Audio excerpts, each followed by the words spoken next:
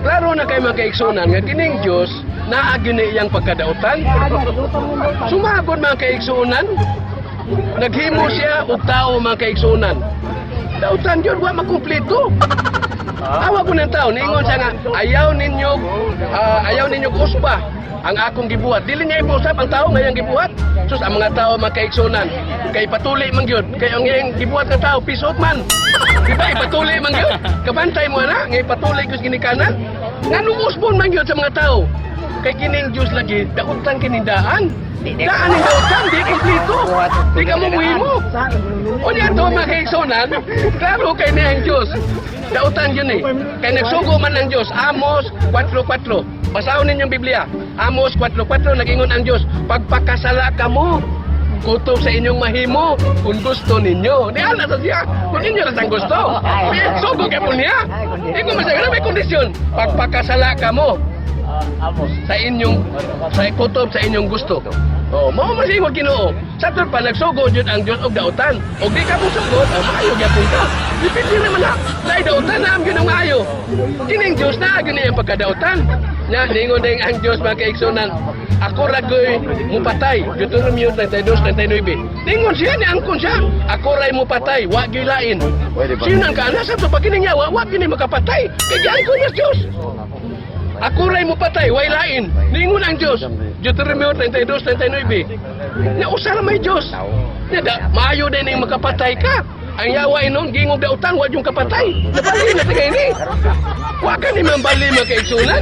Ay kay sila musulti kun kuno makapatay ka dautan. Ang yawa wa kapatay inon na dautan. Naunsa man na inyong utok intaw di na mao. Ang nakapatay dautan gyud na siya. Ang namakak dautan gyud na. Ang Dios daghan man kay gimakak. Kibaw ka ni Biblia kining Dios mimbro man ni sa number 1 man ni pagkakon sa kay kamao man ni sa tanan walay dili mahimo sa Dios. Sayunan ka na. Ang tanan iyang mahimo. Na moingon lang mo nga di kuno ka mao mamakak ang Dios. Ayo bago nang di ka mao mamakak, wa man kay mahimo, wa man kay dili mahimo niya. Ang tanan iya mang mahimo. Nya ko pamakak din anong ka mao. Ayo. Ningon mo may kay mo ang tanan mahimo sa Dios. Bisan unsa mahimo sa kamao nang mamakak ingon siya dili blad. Kuno unsa sayo dito musulti. Dili day tanan yang kamao-an. Kay di man ka mamakak. Imposible sa kay nang inyong sulti oy. May kay mo maghambog diri nga blood ang Ginoo gamanan kaayo na makahimo na siya bata imo tiguang ditso. Makahimo sa nagtiguang imo bata. Dili na mahimo kay ang balaos kinaiyan gikas bata ini katiguang patay jud ka. Di ko na mahimo nga muhangyo kas Ginoo nga 81 imong edad imo lang 18. Di na mahimo oy. Magic na. Sa tod pa magic na na. Kining Dios di kita kamao ana magaigsunan labing prangka lang gyud pagkasulti. Kay kini laging Dios ilang ingon nga naa ang duha ni.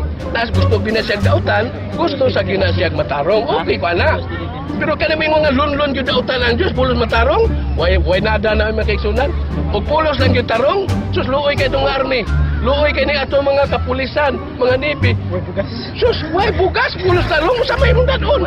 Magdala kag batuta, walay pusil. Wala kay tarong sa omna nimo tarong. Imo nang bundol ko. Kaya to, kini laging Biblia bagay og imo ginsusihon pag-ayo. Ang Dios gyud mismo nagsugo gyud ni angkon gyud ang Dios. Ningon ang Dios, jutay ra gyud ang malangit. Daghan kay maimpirno. Ingon gyud Dios. Sa atot pa, sa ugan pa ni og insurance pa ni, ang Dios gamay ra kay nakabig. Ang yawa, purting daghana. Lupig ang Dios kinabigay tao. Wa pa kay kasulting yawa. Nya kining Dios daghan pagahinti, daghang pastor, daghang kay ministro, daghang kagahinti ang Dios. Pero unsa na da Dios, jutay lagi na langit. 1 minute. Banga kay manulti. Kapal ng mukha mo. O prangka-prangka na ba? Ang ilang ahinti, di ka mong manulti. Nanong jutay na mga langit. Daghan kay na impirno. Ang yawa ko, wa kay masulti payo. Ug musulti ng yawa, hulog di kay tantanan. Kay wa pa kasulti yawa, daghan namang na impirno. Unya karon ang Dios ti angkon man nga, jutay ra kay na langit. Kung si mission ang Dios. Kay naingon ba ang Dios nga? Jeremias 5:26 ingon ang Dios, ang akong katawhan makaigsunan mga dautan. Busa kay dautan man akong katawhan, ang katawhan sa yawa mo'y mga matarong. Daghang salamat og maayong hapon.